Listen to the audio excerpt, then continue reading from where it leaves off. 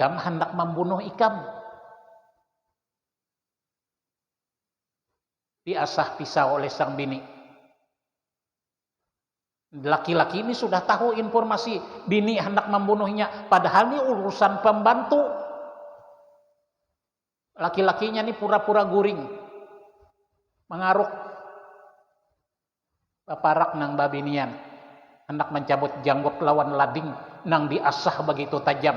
Nah, ujar laki, kada salah laki ini hendak membunuh aku. Ngarannya orang kada guring, cap ditangkapnya lading, disodoknya kabininya, meninggal. Apa nang terjadi? Padahal dua-dua ini kada tahu apa-apa. Ini akal bulus pembantu aja. Nah, makanya setiap informasi, setiap papadahan orang tuh dipikir matang-matang terlebih dahulu. Apalagi hendak guring, kita baca-baca minta perlindungan lawan Allah.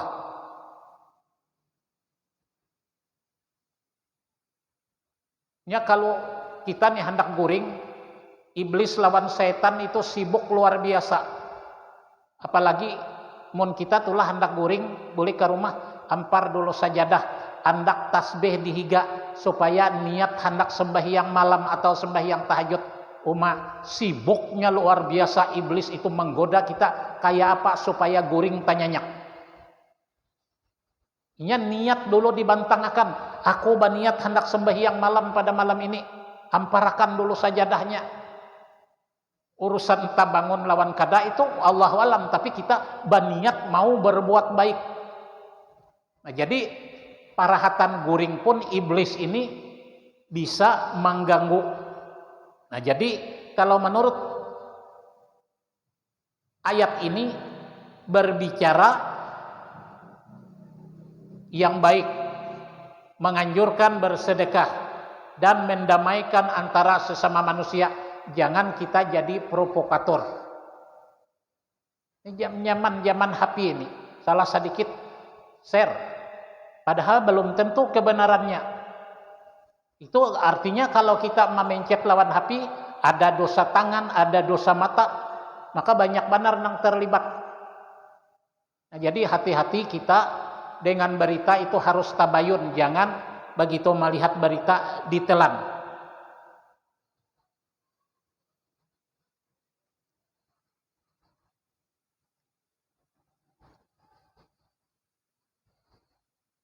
Wa an Harisata ibni Wahbi radhiyallahu anhu qala sami'tu Rasulullah sallallahu alaihi wasallam yaqulu ala ukhbirukum bi akhlil jannah kullu da'ifin mutada'afi law aqsama 'ala Allahi la abarahu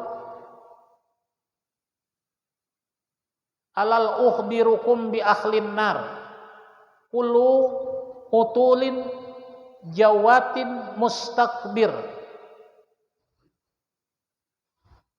Hadis riwayat Bukhari.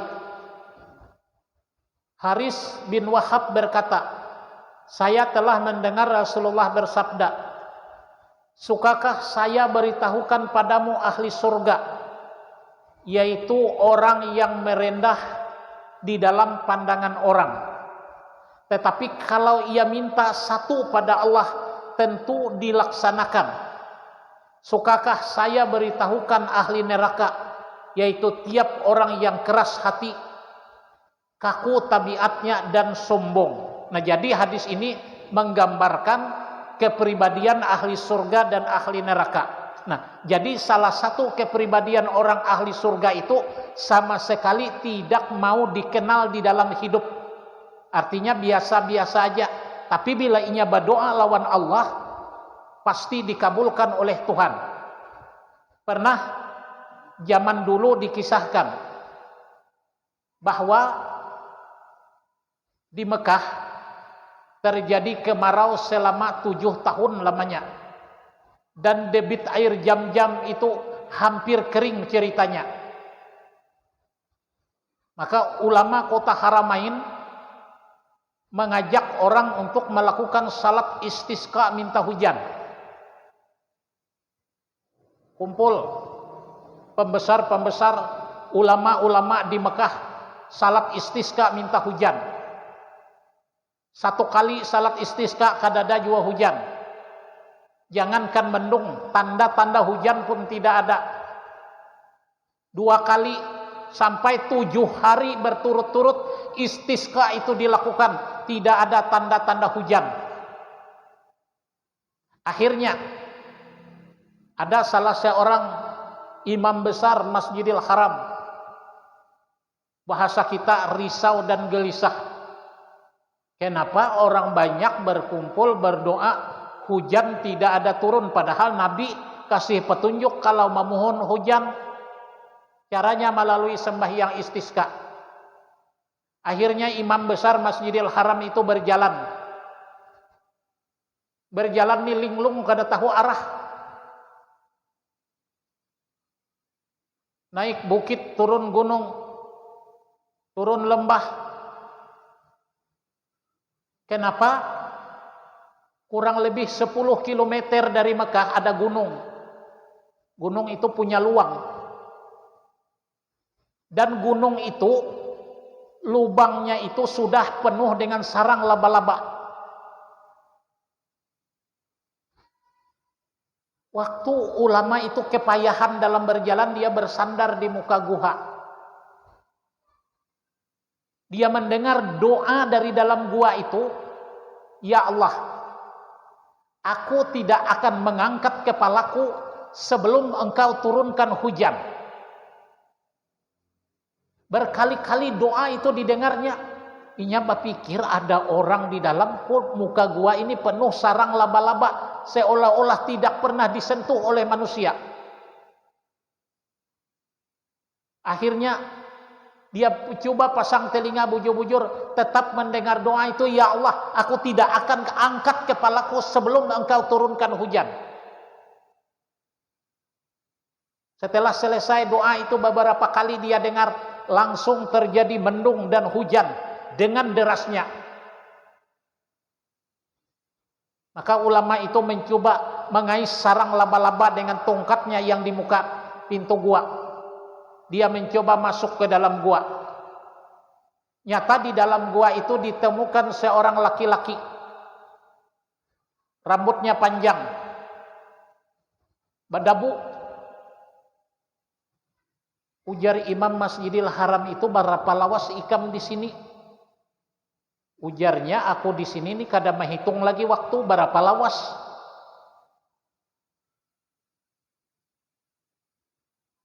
Aku berdoa terus-menerus lawan Tuhan lewat sembahyangku. Tidak akan aku angkat kepalaku dari sujudku kalau Allah tidak menurunkan hujan.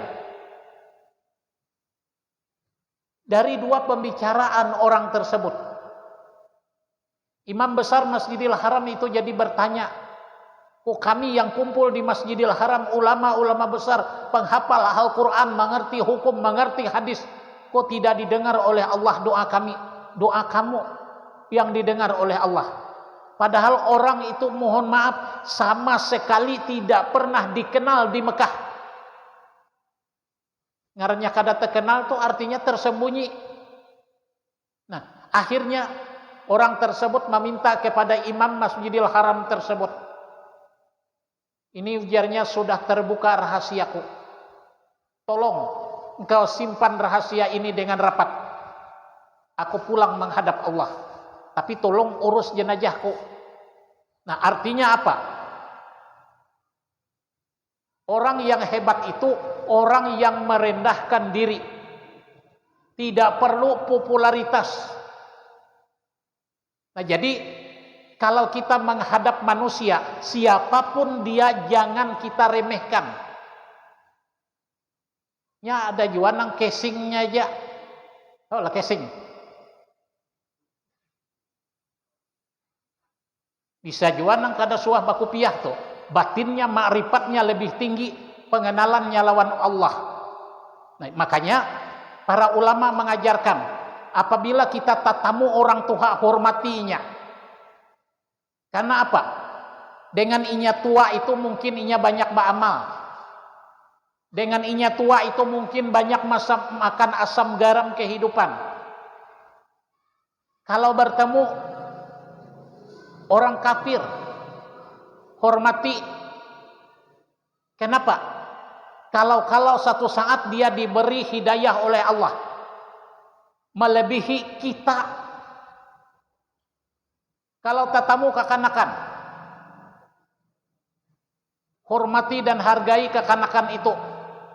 Kalau inya ganal alim daripada seorang, ilmu daripada seorang, hebat dari seorang kada baisi apa-apa.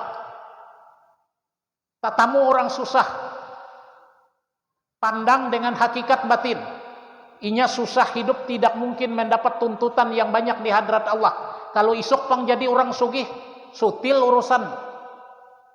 Karena pernah dikisahkan di kota Basrah,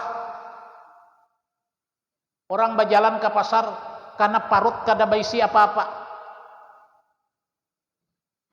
Singgah pada orang nang bajual iwak. Ujarnya, adakah iwak nang bisa diminta? Ujar orang, ada itu iwak buruk, ambil. Dijual kada payu, kami memakannya kada mau jua. Ini talanjur jua memberi nang buruk. Oleh karena lapar diambilnya iwak tersebut. Sakinya sampai ke rumah membalah parut. Terdapat mutiara dalam parut iwak tersebut. Melihat mutiara, babulik pulang mendatangi orang nang bajual iwak tadi.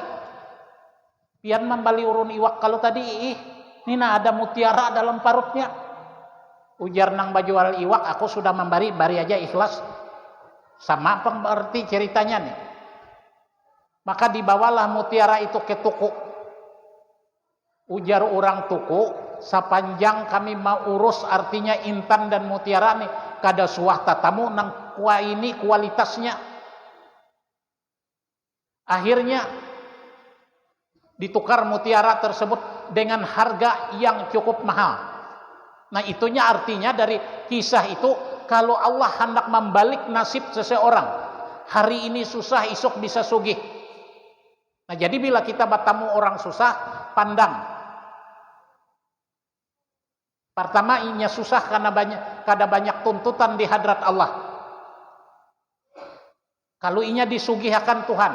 Nah, jadi hakikatnya orang yang merendah diri itu tidak pernah merasa dirinya hebat. Siapapun yang dia temui selalu merendahkan dan menganggap orang yang dia temui itu lebih bagus akhlaknya, lebih baik pekerjaannya, lebih banyak amalnya. Nah, sekadadainya merasa dirinya seolah-olah makin hebat. Nah, ini kandungan hadis ini, orang yang merendahkan diri. Dikisahkan, sukakah saya beritahukan ahli neraka, yaitu orang yang keras hati, kaku tabiat, dan sombong.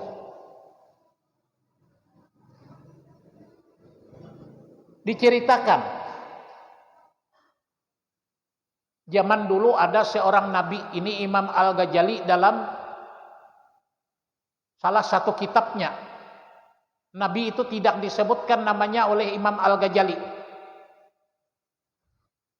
Jadi ajaran Nabi itu hanya menyambung tali silaturahmi dengan saudara-saudaranya. Berjalanlah Nabi itu menyeberangi padang pasir di jazirah Arab yang begitu luas.